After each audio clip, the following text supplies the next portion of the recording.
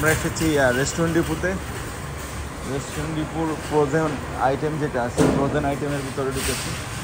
আপনারা দেখতে পাচ্ছেন উপরে নিচে তাদের শেলফের মধ্যে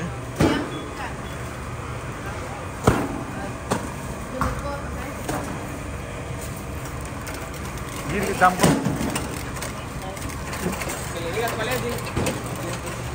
শেলফের মধ্যে সব সাজানো।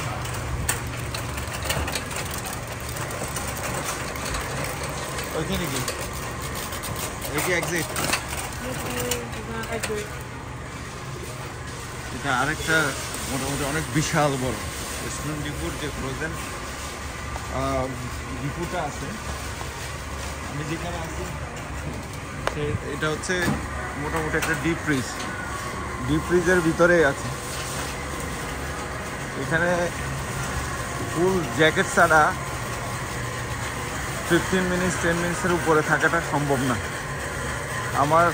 আমি মোটামুটি ঢুকছে এখানে 15 মিনিট হয়ে গেছে, 10 মিনিট, আর টোটালি থাকতে পারতেছি না। তুমি নিয়ে যাও, আমি আসতেছি।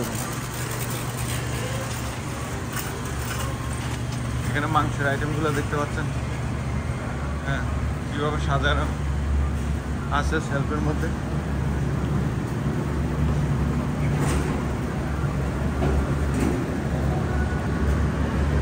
এখানে মাছের আইটেম,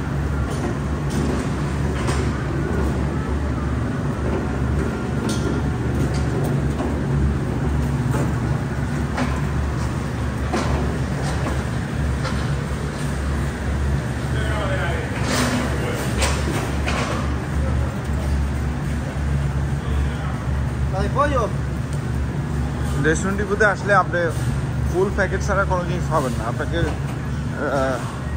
খুচরা কোনো জিনিস নিতে পারবেন না। ওরা যেভাবে প্যাকিং করা আছে, গোড়া ফুল প্যাকেটটাই আপনাকে নিতে হবে, বাক্সটাই নিতে হবে।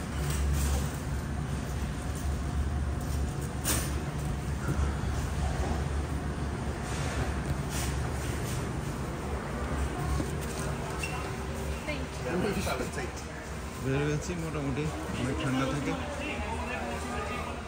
এটা হচ্ছে মেন অংশ, আপনারা দেখতে পাচ্ছেন।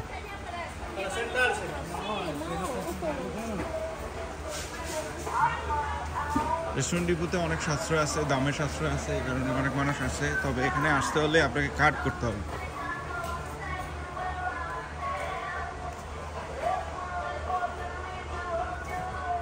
এই যে বড় বড় চিপসের কার্টুনগুলো দেখতে পাচ্ছেন, এখান থেকে আপনি পুরো ফুল প্যাকেট ছাড়া নিতে পারবেন না। কোনো খুচরা ওরা বিক্রি করে না। অন্যান্য জায়গার তুলনায় দামে কিন্তু সাশ্রয় আছে,